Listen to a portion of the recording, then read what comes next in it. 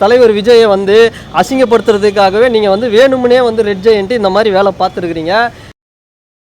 Part 1ல் பார்க்கும்போது நமக்கு அந்த கான்செப்ட் ரொம்ப ரொம்ப டிஃப்ரெண்ட்டாக இருந்தது. ஏன்னா திடீர்னு ஹஸ்பண்ட் அண்ட் ஒய்ஃப் சண்டை போட்டுக்கிறாங்க, கிளைமேக்ஸில் யார் ஜெயிப்பா, புருஷன் பொண்டாட்டி சண்டையா, என்னடா இது இந்த காலத்தில் ஒரு கான்செப்ட் அப்படின்னு தான் போய் பார்த்தோம். அதுக்கேற்ற மாதிரி நம்ம எக்ஸ்பெக்ட் பண்ணாதான் தாண்டி உள்ளுக்குள்ளே நிறைய விஷயம் இருந்தது.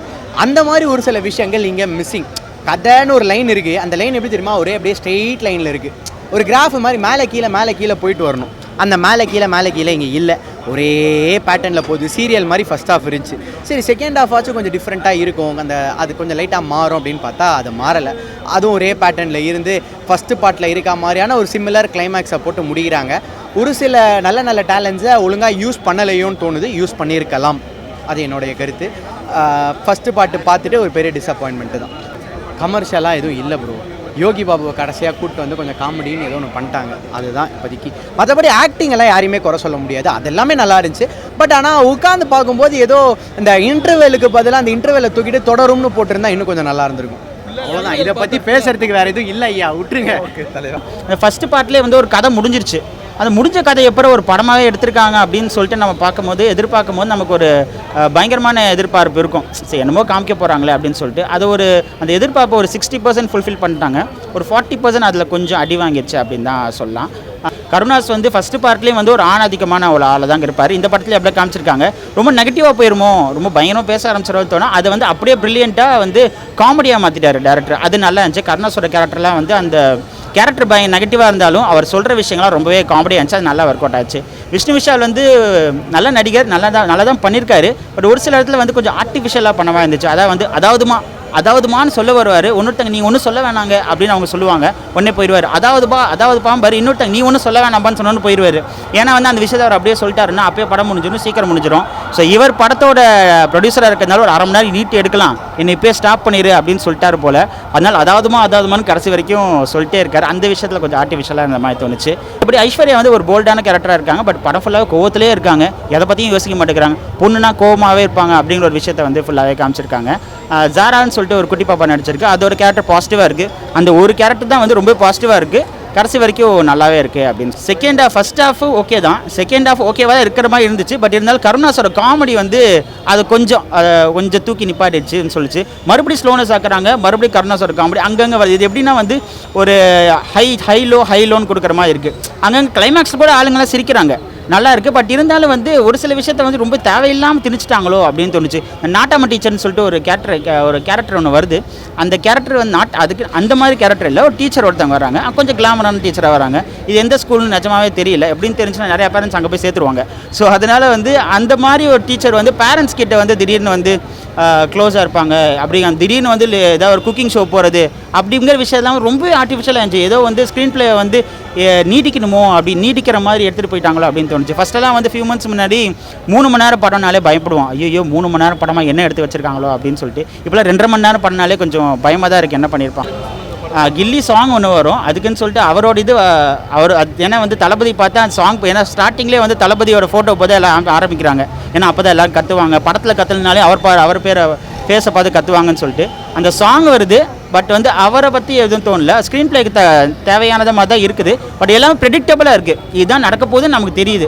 பட் அதுவே எக்ஸாக்டாக அப்படியே காமிக்கிறது வந்து கிளைமேக்ஸ் வரைக்கும் வந்து அது கொஞ்சம் படத்தை வந்து கொஞ்சம் பேக் அடிக்குது அப்படின்னு தான் சொல்லலாம். புதுசாலாம் எதுவுமே இல்லை. ஃபஸ்ட் பார்ட்டில் மேல் ஈகோ இருக்கும், விஷ்ணு விஷாலோட ஈகோ தான் படம் ஃபுல்லாக இருக்கும். இதில் வந்து அவர் ஒரு ஹவுஸ் ஹஸ்பண்டாக இருக்கார். ஸோ அப்போ ஃபீமேல் ஈகோ எப்படி இருக்கும், நான் உங்களோட பெண்கள் எந்த விதத்துலையும் ஆம்பளைங்களோட குறைச்சல அப்படின்ற ஒரு கான்செப்ட் தான். ஸோ பெண்களுக்கு எல்லாருமே எல்லா விதத்துலேருந்து சப்போர்ட் கிடச்சாங்கன்னா எந்த லெவலுக்கு வேணாலும் போகலாம் அப்படின்ற ஒரு கான்செப்ட் தான். அளவுக்கு என்னென்ன பண்ண முடியுமோ பண்ணியிருக்காங்க. அண்ட் விஷ்ணு விஷாலோட மூவியில் பட்ஜெட் வைஸாக இது கொஞ்சம் பெட்டராகவும் பண்ணியிருக்காங்க. ஸோ அவுட் நல்லா கிடச்சிருக்கு நம்மளுக்கு, செட்டாக இருக்கட்டும் எல்லாமே நல்லா பண்ணியிருக்காங்க. கருணாஸோட கேரக்டர், கருணாஸாக இருக்கார், அவரோட கேரக்டர் வந்து ஃபஸ்ட் பார்ட்டில் வந்து ஒரு ஆணாதிக்கமாக இருப்பார். அவர் இதில் வந்து எப்படி டவுன் ஆகிறாருன்னும் போது அதுக்கேற்ற மாதிரி காமெடி சீன்ஸ்லாம் ரைட் பண்ணியிருக்காங்க. அது எல்லாமே நல்லா ஆடியன்ஸ் கிட்ட ஒர்க் அவுட் ஆயிருக்கு. ஆக்சுவலி ரெண்டுமே ஆல்மோஸ்ட் ஈக்குவல் தான். ஃபஸ்ட் ஹாஃபில் நிறைய எமோஷன் சீன்ஸ்லாம் கனெக்ட் ஆயிருக்கும். ஸோ செகண்ட் ஹாஃபில் ஃபுல் அண்ட் ஃபுல் ஃபன்னாகவே எடுத்துகிட்டு போயிருப்பாங்க. அண்ட் கிளைமேக்ஸில் நல்ல ஒரு மசாலா க்ளீனான ஒரு கமர்ஷியல் எலிமெண்ட்டோட முடிச்சாங்க, நல்லா தான் இருந்துச்சு. கொஞ்சம் ஓரளவுக்கு பரவாயில்லாமல் ஆரம்பத்தில் இருக்கும், ஆனால் அதுவே ஓவர் டோஸாக போயிடுச்சு. ஒரு கட்டத்தில் ஸ்கூலை கட்டடிச்சுட்டு போகிறாங்க, எல்லாமே பக்காவாக, அதாவது எல்லாமே ஈஸி ப்ரெடிக்டட் சீன். உள்ளே போய் பார்த்தோன்னா காரி துப்பிட்டு வருவேன், அவ்வளோ கேவலமான ஒரு படம். படத்தில் வில்லன் வந்து டேரக்டர் தான் வில்லன், வேறு யாரும் கிடையாது படத்தில், அவ்வளோதான். ஐயா அதெல்லாம் நான் வந்து பாருங்க படம் ஆரம்பிக்கும் போது சொல்லிட்டேன்.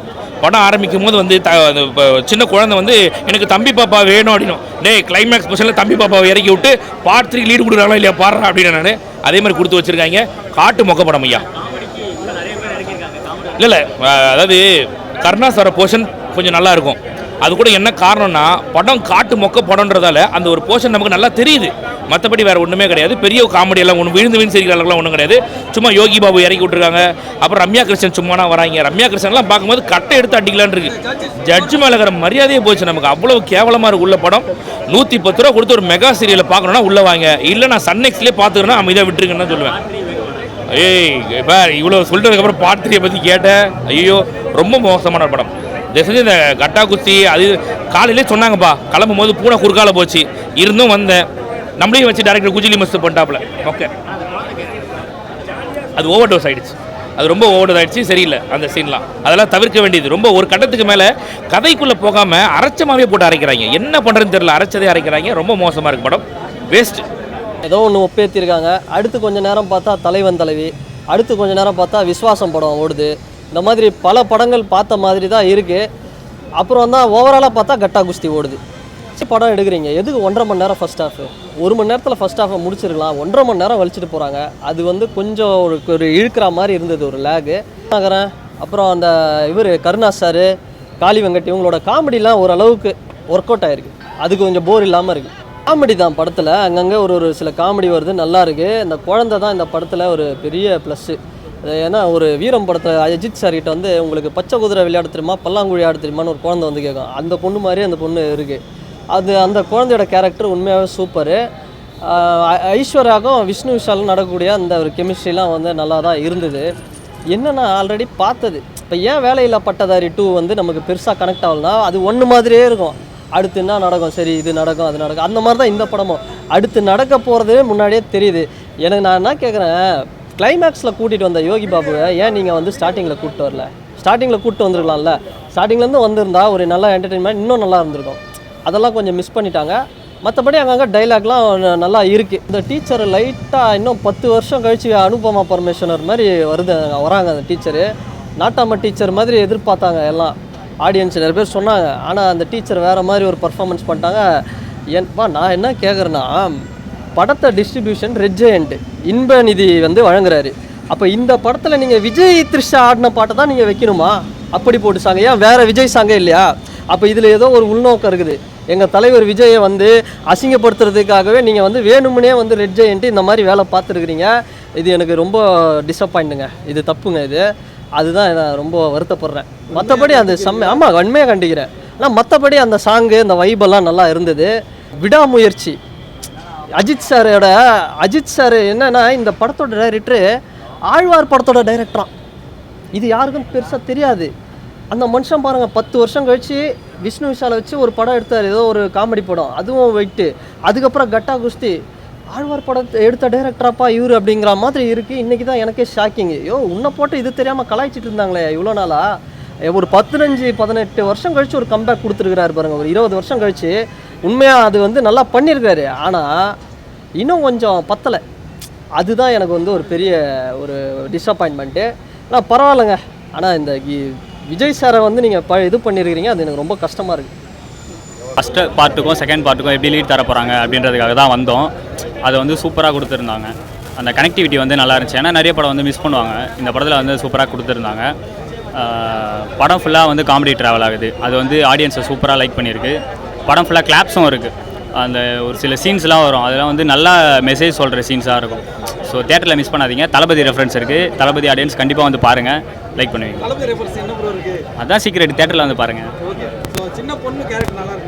அவங்க சூப்பராக பண்ணியிருக்காங்க. அவங்க வந்து அவங்க கேரக்டரை வந்து அவங்க தனியாக லீட் பண்ணிட்டு போயிருக்காங்க.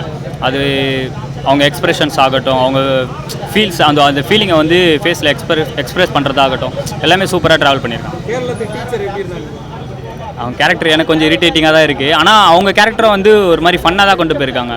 ஒரு ஹஸ்பண்ட் அண்ட் ஒய்ஃப்குள்ளே ஒரு தேர்ட் பர்சன் வர்றப்போ வந்து எப்படி அஃபெக்ட் ஆகும் அப்படின்றத சூப்பராக காட்டியிருப்பாங்க. அது நல்லா போகும். அதில் ஒரு காமெடி சீன் வச்சுருப்பாங்க. அதான் ஒரு சீன் ஃபைட் பண்ணுறாங்க அப்படின்னா அந்த இடத்துல ஒரு காமெடி சீன் வச்சு முடிச்சிருப்பாங்க. அது 2 பேருமே ஈக்குவல் தான் அப்படின்ற மாதிரி தான் முடிச்சிருப்பாங்க படத்தில். ஸோ அது சூப்பராக இருந்துச்சு, நல்ல மெசேஜ். அதில் எக்ஸ்பெக்ட் பண்ணல, அவங்க கேரக்டர் வந்திருக்காங்க சரி ஓகே அப்படின்னா அந்த கட்டளையே என் சாஸ்திரம் அதில் யாருமே எக்ஸ்பெக்ட் பண்ணல. அது இவங்க ஒரு கவுண்டர் ஒன்று போட்டிருப்பாங்க ஹீரோயின், அது இன்னும் சூப்பராக இருந்துச்சு. படம் ஒரு சூப்பரான படம் ப்ரோ, ஒரு கமர்ஷியல் மூவி, அதோட மெசேஜும் கொடுத்துருக்காங்க.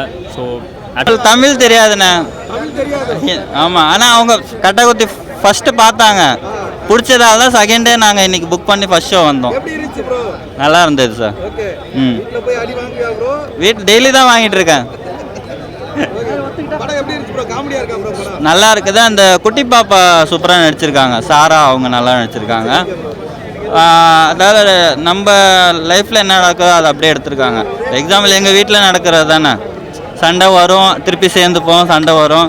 அதை வந்து எக்ஸ்ட்ரீமாக ஒரு 3வது பர்சனை வந்து நம்ம இன்வால்வ் பண்ணக்கூடாது. இப்போ விஷ்ணு விஷால் வந்து ஒரு சீனில் வந்து கோச்சை நம்பிடுவார், அதனால தான் இவ்வளோ பிரச்சனையே வரும். அதை வந்து நம்ம அப்படி பண்ணக்கூடாதுன்றதான் ஒரு மெசேஜ். எல்லாமே இருக்குது, எல்லாமே இருக்குது. ஒரு சில சீன் ஓவராலாக இப்போ 10 ரேட்டிங்னா 9 கொடுக்கலாம். நல்லா இருந்தது. கேரக்டர் அந்த பாப்பா கேரக்டர் தான். விஷ்ணு விஷால் நம்ம பார்த்துருக்கோம், ஆனால் இப்போ உள்ள யங் ஜென்ரேஷன் இப்போ அடுத்து அவங்க ஹீரோயினை வர அளவுக்கு இந்த வயசுலேயே நல்லா நடிச்சிருக்காங்க. அதுதான்.